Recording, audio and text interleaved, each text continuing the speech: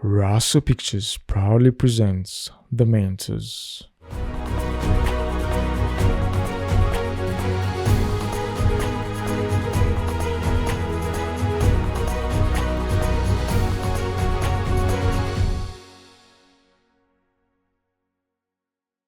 The Mentors Show proudly brought to you by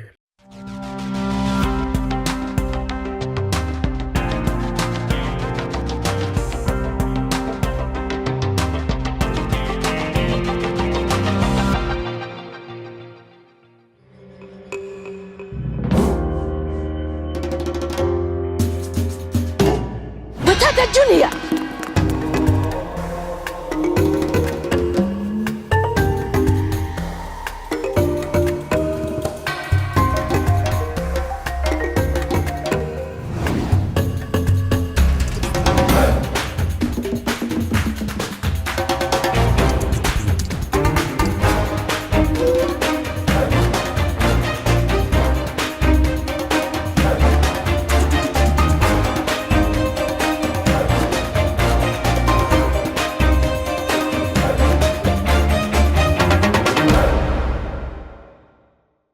The music industry in Uganda has not always been the growing juggernaut that we see today. Every now and then, there arises a persona that transcends genre and description, and in this case, becoming a trailblazer. My next guest today is one of the faces behind Swangz Avenue, which I now know rings a bell. And ladies and gentlemen, please welcome Mr. Benon Mugumbya. How are you? Do you ever introduce yourself and people say, "Oh, you're the Benon in Benon and Vampos"? Yeah, it happens. Really? Yeah. Oh, you're Benon and Vampos. You're Benon and Vampos. Okay. So how does it feel to, first of all, be a part of important events in people's life with the music you created and the person that you are?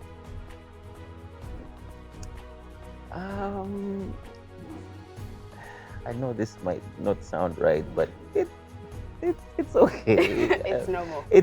It's like doing your job, doing a service, offering a service. Be it, say you are an Uber driver or a boda guy and you're helping somebody to get from point A to point B. Yeah, You it offer feels your that service way. and hope people like it. Yes, but you still do it, whether they like it or not. Okay. You know, because I mean, I love what I do, and it's the reason why I wake up with a smile and go to work.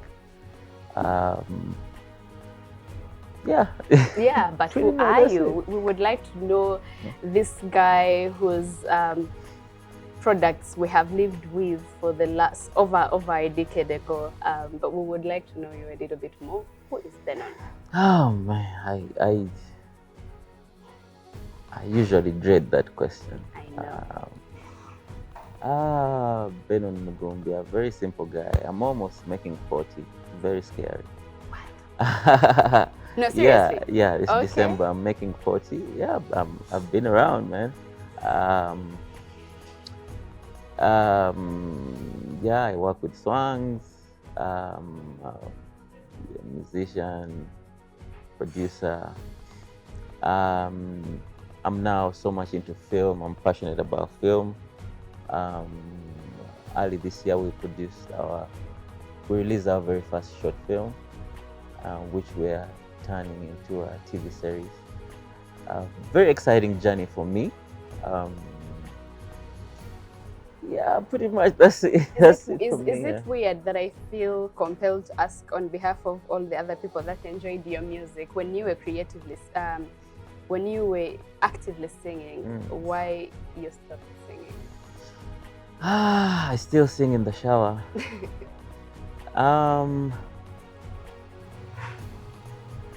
I've always found it very comfortable being in the background, and creating stepping stones for other people. Yeah, there's a lot of pressure being at the front line. I think I enjoy it more. I enjoy the whole process of producing, and just being in the background and helping out. Yeah. I once in a while, I'll put out something. Like I think a year ago, I put out a single, but it's more like putting out songs that are a reflection of who you are and where you are in At life that moment. at that moment. We all grow old. I cannot be that guy jumping around on stage, and so musically I'm more inclined to things that speak to me, and also in terms of sound, I am more attracted to our own traditional sound and fusing things and experimenting. Okay, and when you talk of production now, being more behind the scenes and helping create very nice products, definitely you have mentioned a few people along the way who might have mentored you when you started, and some of those people that you mentioned include a gentleman called Eddie Mpaji. You have mentioned Steve Jean, I think.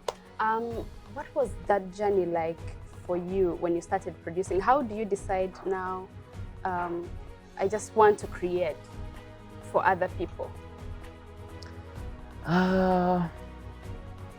Actually, it was not like a light bulb situation whereby I go like, ding, okay, I'm going to be doing this. The transition was quite slow, and you could say I could have been forced into it because of the status quo at that moment. We were just hustling here and there, but I had the interest of just making beats, and the turning point for me was when Eddie told me, you can be a good producer. So it was the very first time I heard somebody say, you can be good at this. And really those words spoke to me, and I believed what he said. And the fact that he was ready to take me under his wing and show me the ropes, and also played a big role into molding me into producing. So somehow life just weaved its way around me turning into and I think the universe works in an incredible way, that sometimes the opportunities will lay themselves in front of you without even you moving a finger. But also you have a role to play to step up and play your part as well. Yeah. In that case, would you say mentorship or mentoring, even in the music industry, is a very important aspect of, say, success in whatever way you consider it? Most definitely, and in not just music, but in life.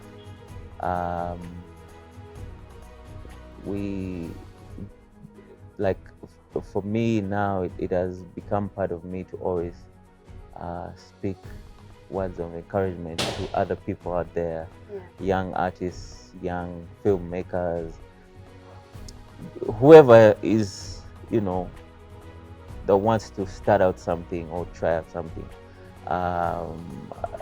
Sometimes all you need is just, that somebody to tell you, hey, you can do it. You can be ABCD. You can,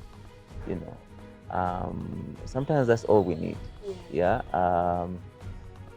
A lot of guys out there, especially here in Uganda, they have the skills and have the tools. But most of the time we're just scared of taking that leap. Yeah. Yeah, we're scared of jumping.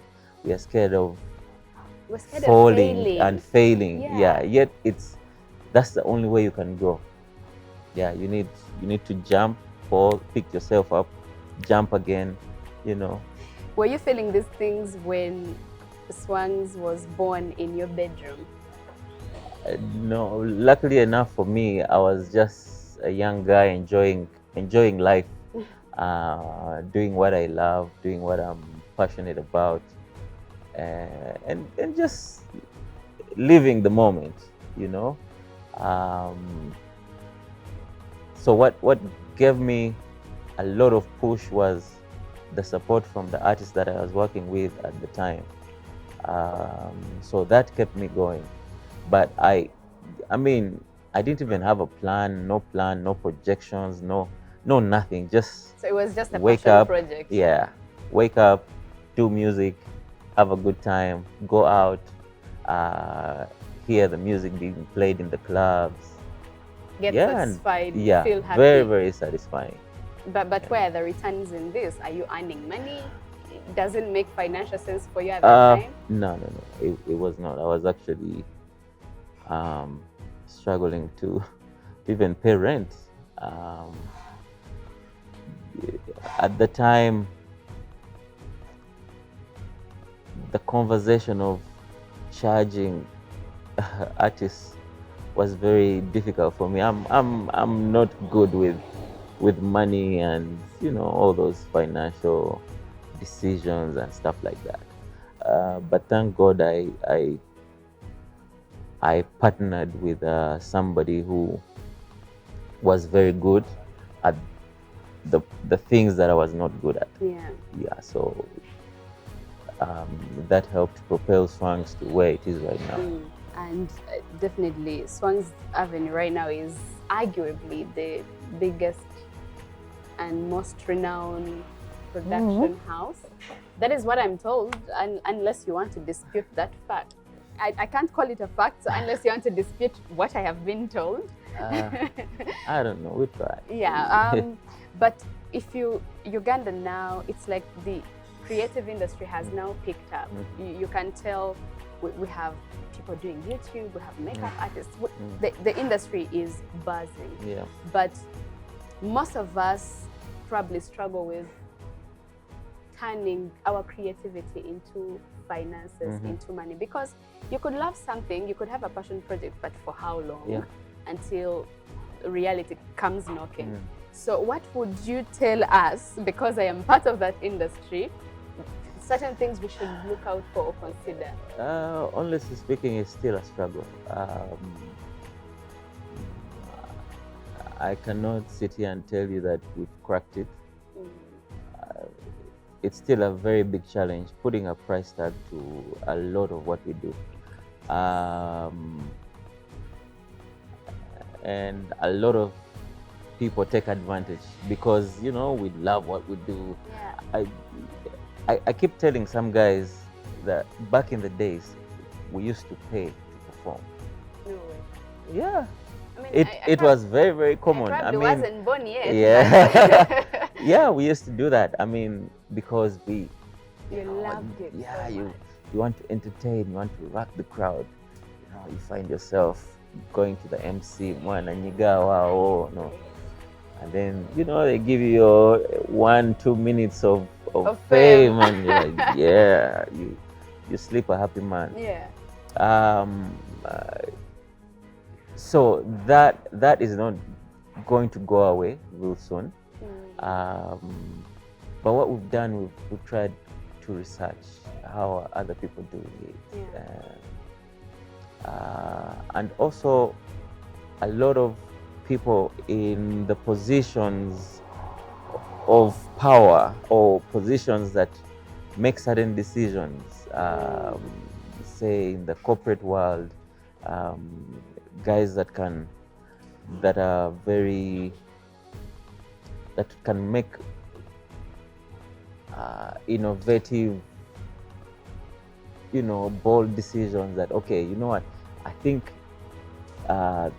this guy, we can endorse him and he can represent our brand in the, Yeah. so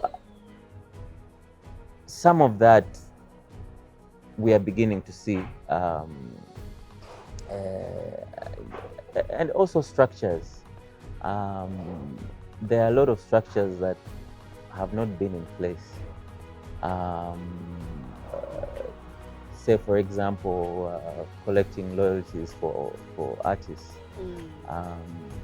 So a lot of that is happening. Writers are now, they can get some money from publishing and stuff like that. So it's still going to take a while, but everything is looking good. I think we're on the right track. Are you one of those people who will tell us that know your worth, know your output if you deliver something? I mean, we should also know what we output in order for us to have a bargaining edge when it comes to negotiations. True, but there should also be some kind of balance. Most of the times, how we've managed to progress is at least by getting our foot in the door, getting a seat at the table. So sometimes it should not always be about money. Okay. Yeah, much as we need the money, but hey, at least you'd rather be that guy who has the seat on the table, so that then the next time when they bring that big pie, you can have a slice. Okay. Yeah, so study situations and strategize. Position yourself. Okay, so we are going to take a very, very short break. We are still out here having deep, in-depth conversations with Mr. Benon Mugumbya, and definitely he's trying to dissect how the industry works, but also dropping a few very helpful hints on how to progress from your passion project into something bigger. So do not go away, we'll be right back.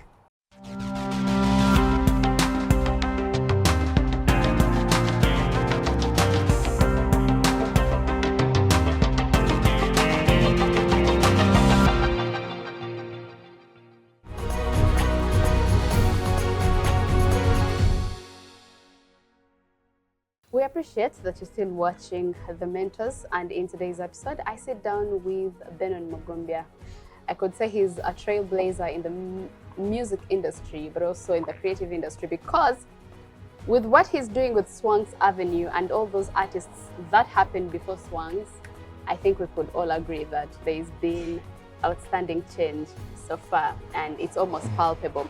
So before we went into the break, we talked a little bit about partnerships and a bit of your journey, but flashing back to your journey, you have cited a few gentlemen that held your hand or taught you a few things when you're starting with the production, and you have mentioned Eddie Mpaji. It's the name that sticks out for me each time I'm looking through your previous interviews. Could you say something about that? Yeah, so Eddie was the guy who told me, you can be a good producer. I remember that evening very well. We were outside DV8 in his car, and I was playing for him some of my beats, because I used to make beats using Fruity Loops. Fruity Loops is a software that makes beats. Yeah, so he listened to some of my stuff.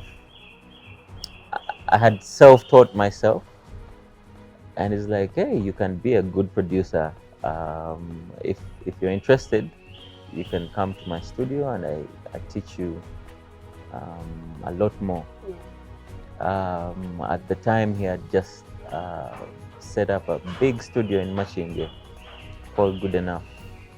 and he was planning on being in and out of the country. And so, he would, it turned out to be very interesting. He would leave us in charge of his studio, me and his friend Patrick, or we used to call him Patu, the other guy of the group Ngoni. Oh, Yeah. yes. So yeah, he taught me a lot. He took me under his wings, and he really played a big role.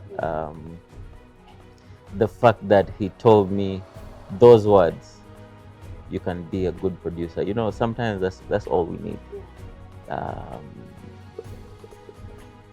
A lot of us, sometimes we might be confused with what we want, or we might have a certain set of skills, but don't know what exactly how to use those skills. So yeah, for me, things played out well, and I worked for him for about a year and a half, and then one morning I received a phone call from Steve Jean, and he offered me a job at Benon, which I took on, and also I learned a lot from Steve, not just from the production world, but there's a lot of stuff that he instilled in me, the attention to detail, how to deal with clients in the corporate world, how to think big. Sometimes our minds can limit us, especially when you've not traveled, when you've not been out there. Your thinking sometimes needs unlocking, and you can only get that from interacting with people that think big. I've ever gotten an opportunity to have a one-on-one with Kanye West. There is No, please share more. No, we're here for it. And I always tell people that that guy's thinking has no limits. That's why, if you're not on the same wavelength, you will say he's crazy. I know. Yeah, it's something else. There's no limit to what his imagination or like. what he thinks he can achieve, what it's and even the small talk, he's like, oh, this is a beautiful place. You know what you should do? You should put magnets on your roads, because future cars are going to be elevating, and so that you should be ready for that. Have magnets on the road. And here we are struggling with potholes, but he's telling us, install magnets on the road. No, that's very funny. So speaking of Kanye West, is that your aha moment where you feel like your efforts have been rewarded in the most creative way? You could say that's one of them. Okay. There's so many. There's so many. Oh, okay. So many moments, so many experiences, and achievements that I've been lucky to be a part of. To me, I think actually one of the biggest unforgettable moments was when we were celebrating 10 years back in 2018. And the fact that there were a lot of corporate companies that were interested in partnering with us and celebrating with us. To me, that meant a lot. And going around the country with all these amazing artists and celebrating it it was like celebrating a birthday with the people that have been with you through this From journey. the start, yeah. And we were going around the country, and then we had a big, massive show at Lugogo. Yeah, it was amazing. Yeah, one of my most unforgettable moments. Yeah. So you have mentioned right now you are a very diversified individual, but we want to talk a little bit about artists in Uganda professionalizing their craft. Perhaps, do you think it could be one of the reasons why we don't see some of them grow? They are talented, yes, but but as an outsider from who doesn't understand how the industry works, I have nothing much to say. But for you who has been in it, what do you think are some of the challenges these artists are facing that probably limit them and limit their imagination? Really, that question is a bit broad. There's so many things that can hinder your progress as an artist. But I also think one of those things that an artist should work on is the mindset, and also research. Yeah. A lot of times we do not want to put in the hours to find out, or even just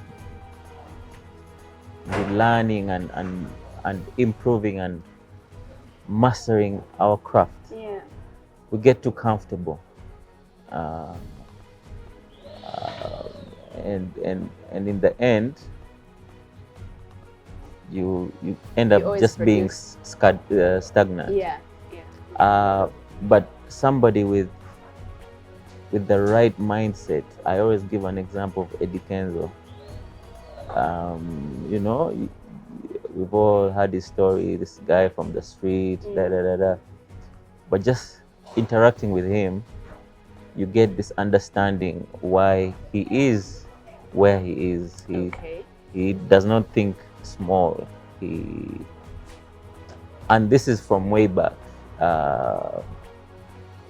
He has always seen himself at a certain level, seen himself do big things.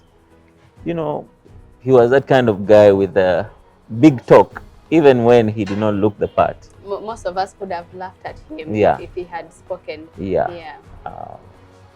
So I think it begins with what's here. Yeah.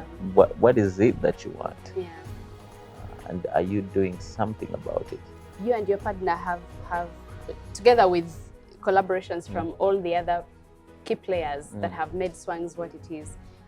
We see where it is right now, but the same can't be said for other partnerships where along the way things disintegrate. Partners that started together take diverging directions. So how have you been able to keep on track? I don't know if there's like a rule book of maintaining partnership. Yeah.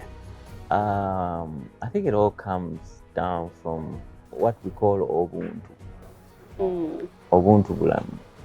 I don't know what's the right translation for that, but you've heard of Ubuntu. Yes, Ubuntu. I am because you are. It is really broad. And I don't want to say, yes, we are lucky and blessed that we've managed to maintain a very good relationship with my partner. But it comes down to, I think we all had the same vision. Yeah. We both have mutual respect for each other. Yeah. And we love to grow. We love to grow. Of course, we've made mistakes, but you don't pin that on your partner. Yeah. I can make a decision. Okay, I think let's do this. Yeah. And if we agree to do it, Yeah. yeah, Then it's you do it together. the decision was a collective decision. Yes. So we don't turn back and say, I want to meza. You know, Yeah. we've lost money. Yeah. We've lost money. We've made some poor decisions. Yeah. Which at the time felt like, okay, I think that's the right thing to do. But yeah, those turn out to be good learning lessons. Yeah, I think we enjoy working for Swangz, and that is what we see as a big picture. So the partnership, it's more than just that. We love what we do, we enjoy it. Yeah, and we are still enjoying the journey. You have had so many artists under your wing. Some are still with you, some have gone, others are successful now wherever they are. Nonetheless, you have had very good artists under your wing. What does it take for you to spot a talent and say, we would like to work with this one? Yeah, so many times we're asked that question. But for some reason, how we end up with the people we end up with has always been different. Sometimes it's the ways of that person. Actually, a lot of people think, yes, you have to have the talent, but that alone is not enough. Yeah. Who are you? What are you? Can we help facilitate what you're trying to achieve? What's your background like? It's those other small things. Yeah. And to tell you the truth, if you pay attention, you can instantly pick on that vibe from somebody. Yeah. Even within a minute of meeting them, Yeah. you're like, I think this is a good person. Yeah. She's a good person to work with. Yeah. I think this person is good vibe. I think, so yeah, most times how we've ended up signing certain artists, you've listened to their work, or interacted with these people, and just have that conversation, and you pick interest. Yeah. So there's no particular way that, okay, today I'm going out to spot talent. This is what I am looking for. Yeah, nah, it's more like Ubuntu. I hear you. Yeah. And by the way, on that note, I have been fortunate to have worked under you, under your direction, and I think the entire team at Swangz is amazing. It's very professional. I think I've worked with you on 2 to 3 jobs. Yeah. I can't remember. And I admired the ethic, the integrity.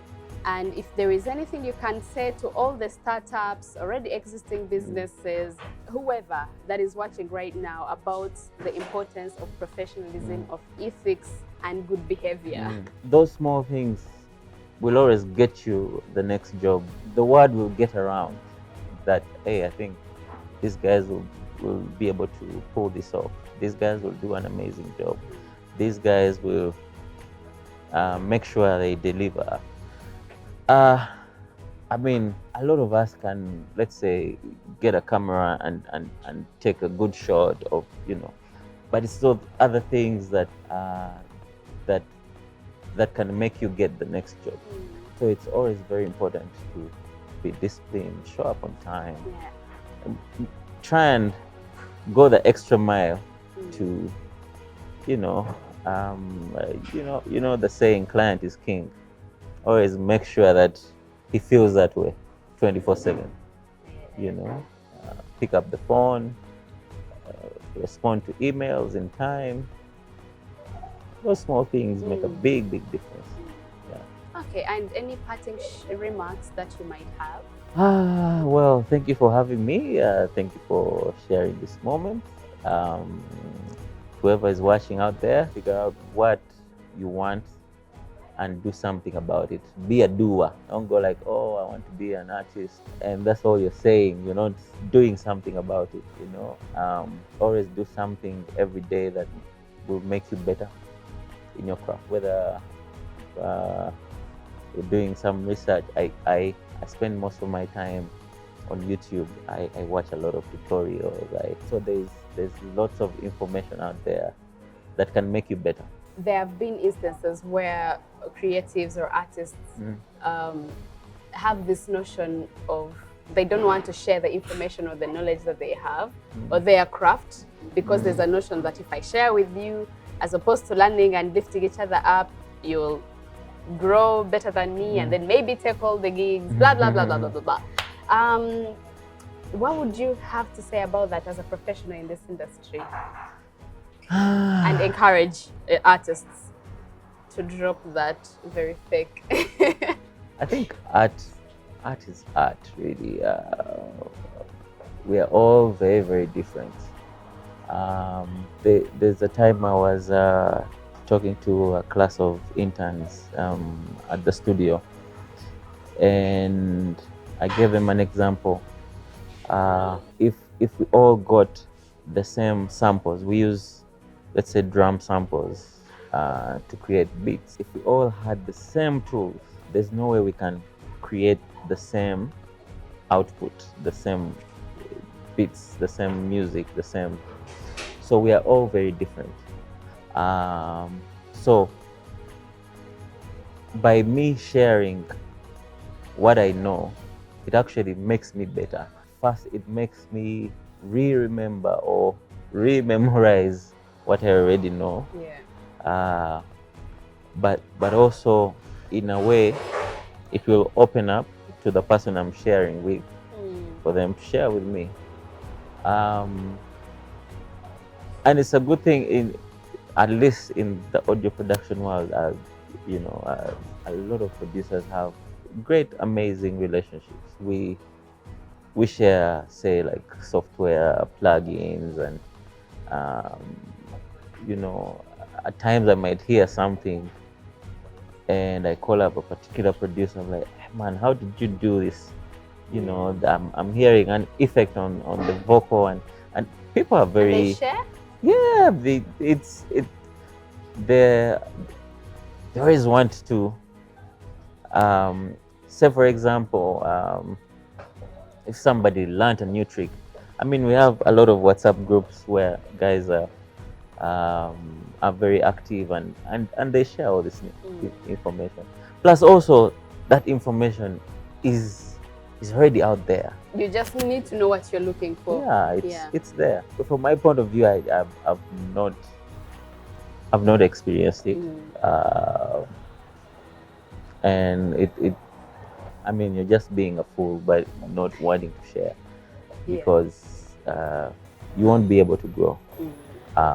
You won't be able to grow if you don't share. So you vouch for collaboration. Yeah, that's how you grow. That's how you learn. That's how you become better each time you collaborate. When I was doing my research, I about you especially, because there are previous interviews you've done, but then you also have to know what to take out and what to leave. Yeah. Because not everything that has been written is the truth. We know the Most business definitely. and the industry we're in, but in the end, I think it's the time you put in and to sieve out whatever it is you're looking for, and then there's a lot of learning material on the internet. Yeah. I can't emphasize that. And a lot of distracting material. Oh my God, yes. Yeah, oh my God, yes. I am a culprit. I am a culprit in that sense. You go to look, for example, for a video, how to perfect this camera angle, you know, and then YouTube is going to recommend several other things. Yeah. Then you end up watching a video from Swangz Avenue, which is really nice. And then that is how you keep going through the entire Swangz Avenue collection, artist after artist. Thank you so much for coming on the show. Well, we thanks do for having me. appreciate you so much, and everything that you're doing out there is reflecting on the community. And hopefully, if one of our viewers wants to meet up with you or wants to be mentored by you, how accessible are you? I am very, very accessible. We always have guys that come to our office, you know, that want to do intern, or even stuff like, hey, I have this song, please listen to my song. Or I get those a lot. So I always try and make time, because I feel like I have to pay it forward. I was also in those positions 20, 30 years ago. So yeah, It's only right that I make time for other people as well. Yeah. Okay, this conversation is not going to end because it's just so educative and entertaining. But thank you for watching, and if you like to see anyone of your choice on this show, please do not hesitate to get in touch with us. We will go the extra mile to make sure that we bring them for you to be able to pick and learn something. I'll see you in the next episode. Goodbye.